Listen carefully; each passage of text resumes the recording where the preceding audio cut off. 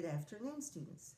For this afternoon story, I thought we'd stick with versions of fairy tales and folk tales. I told you yesterday I really like stuff like that. So let's see if you can figure out what this story is connected to. It's called Goatilocks and the Three Bears. Goatilocks. And on the cover, I see a cute little goat.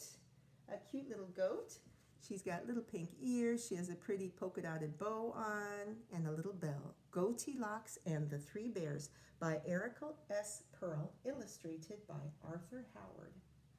And on the back, I see a little goat bottom in a big soft stuffed chair. Okay, Goatilocks and the Three Bears. By the way, in Goatilocks, locks, like in Goldilocks, the locks refers to long hair. So maybe in this case, it's like she's got long ears, Goatilocks. Oh, wow. Look at these pretty end papers bursting with beautiful flowers. Goatilocks and the Three Bears, Scholastic. Wow, I see more beautiful flowers on the title page. I see some pollinators. I see a beautiful butterfly with kind of fun bug eyes. I see some little ladybugs, 3 little ladybugs on the stem of that flower. There's the butterfly. There's all the beautiful flowers. There's the cute little ladybugs on the stem of that flower. So we've got some pollinators in this book too, huh? And there's that cute little goat. Once upon a time, oh, so many traditional stories start like that, don't they? Once upon a time, there was a kid named Goatilocks. A kid. Do you get the joke? A kid is a word that we use for a young person, like sometimes I call you guys kids, right? But a kid is also the special word that we use for a baby goat, for a young goat. A young goat is called a kid. Let's reread that first page. Once upon a time, there was a kid named Goatilocks.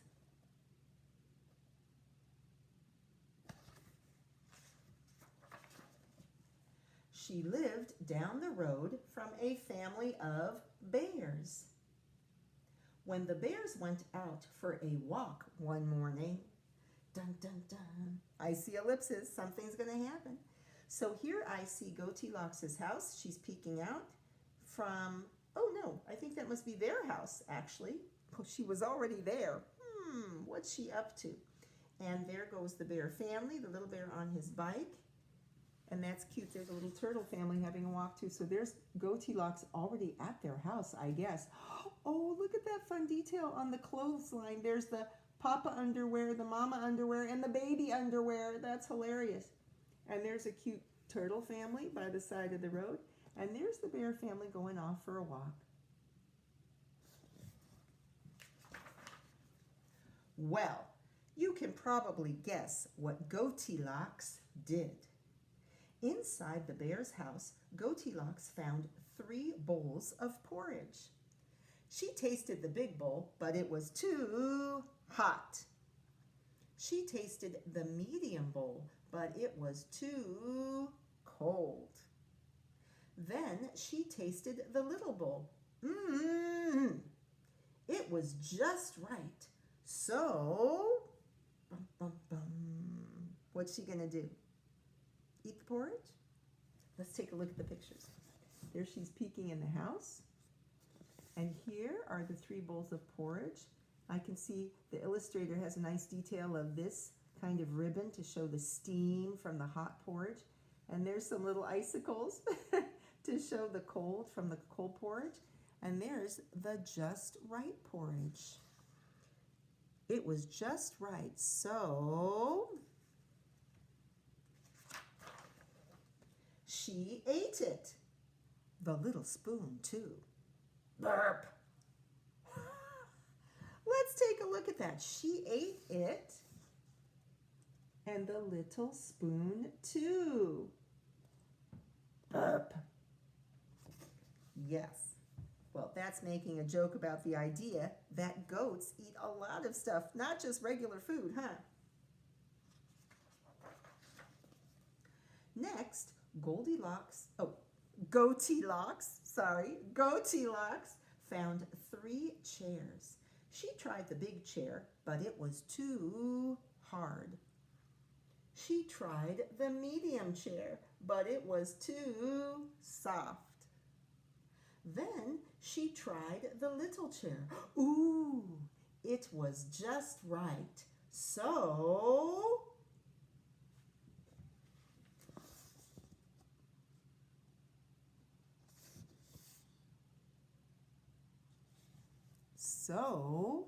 what's she gonna do? Sit in it? She ate it, cushions and all. Oh my gosh, look at that, my Lord. And look, a fish family is watching with big bug eyes of surprise. At this point, Goatilocks began to feel sleepy. Upstairs, she found 3 beds. She tested the big bed, but it was too lumpy.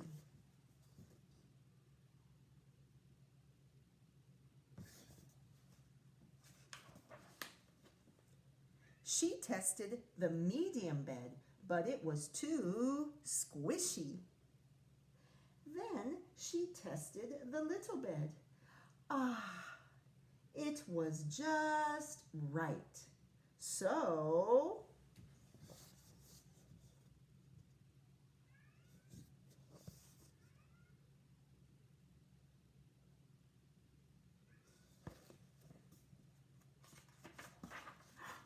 she ate it, plus the blanket, 2 pillows, and a pair of pajamas.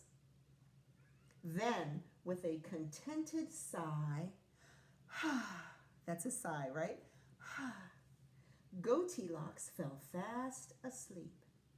Shortly thereafter, the bears came home.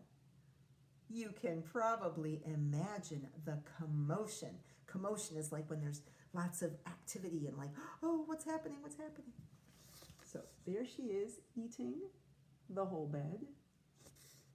And there she is with some Z's, right? Z stands for sleeping. She falls off to sleep. Someone has been eating my porridge, said Papa Bear. Someone has been eating my porridge, said Mama Bear. Hey, where's my porridge? Asked Baby Bear. There's not even the bowl left.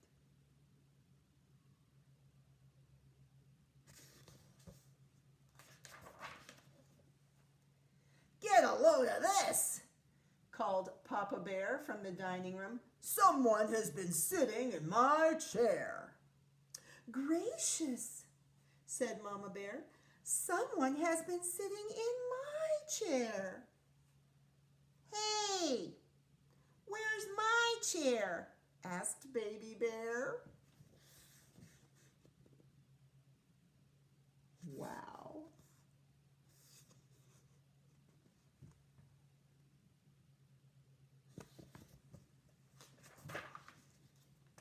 They found the culprit upstairs. Culprit means like the bad guy, the person who did the wrong thing. My bed, wailed Baby Bear. It's gone. Goatilocks opened her eyes. Above her stood 3 bears.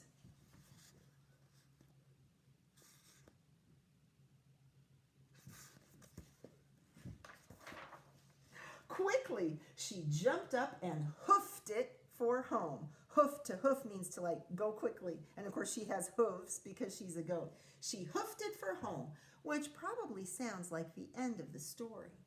But wow, what more could happen? I know that something else is going to happen, but dun dun dun.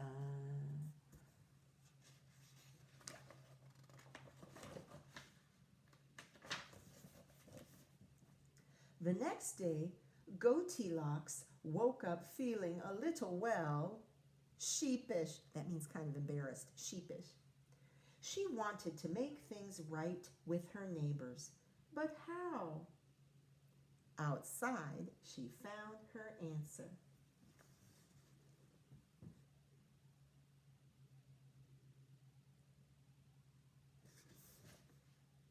That's cute. There's a little mouse sleeping up in her top bunk.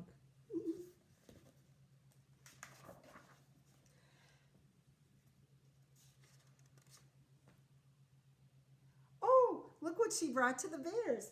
She brought a big giant bouquet of flowers, and she wrote on it for the 3 bears. A 4 and a 3. That's kind of funny. How could the bears resist? Her gift was so pretty, so thoughtful. It was just right. So, dun, dun, dun, what do you think is going to happen?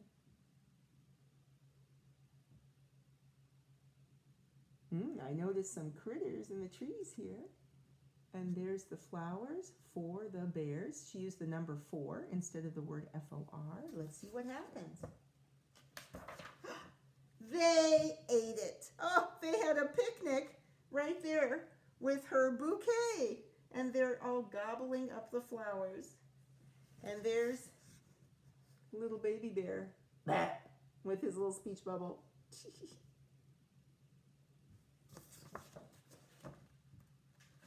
And there are those beautiful end papers again with all the flowers. So, because I have to do something at the end of a book, you know what I noticed? Well, first of all, I'd like you to think about what traditional folktale or fairy tale is this a version of? I think you must know. So maybe you can send that to me in an email. But something else I noticed, a really fun detail in the illustrations. I noticed that so many places in this book, it had things in 3s. Things in 3s. So not only did the story have things in 3s, like a Papa Bear, a Mama Bear, a Baby Bear, a big chair, a medium chair, a little chair, right? And we talked about that, how so many traditional stories have things in 3s. But also there are very lovely illustrations in this book where there are, and I will just show you one example because I don't want to give it all away, but where there are things in 3s. So for example, if you look in Baby Bear's room on the floor, there's like a little family of cars. Big, medium, small, right? So I want you to think back. I tried to be sure, if I look back, I think on all the pages, it's not on every page, but I noticed on many of the pages there are groups of 3s. Maybe you could email to me a list of all the things that you noticed. You might have to go back and watch the video one more time. All the things you noticed, the illustrator drew in 3s. Okay, so I'll look forward to getting that from you. And don't forget, you're also supposed to send me a list of the fruits and vegetables that you've been eating so we can make that connection to pollinators and how important they are to us every single day. So be sure to keep washing your hands, cover your coughs and sneezes, do some reading and some writing. Please be sure to help your families around the house. Be sure to be thinking about what you're going to be sharing on Friday. I love you guys. I miss you. Take care and elbow bump.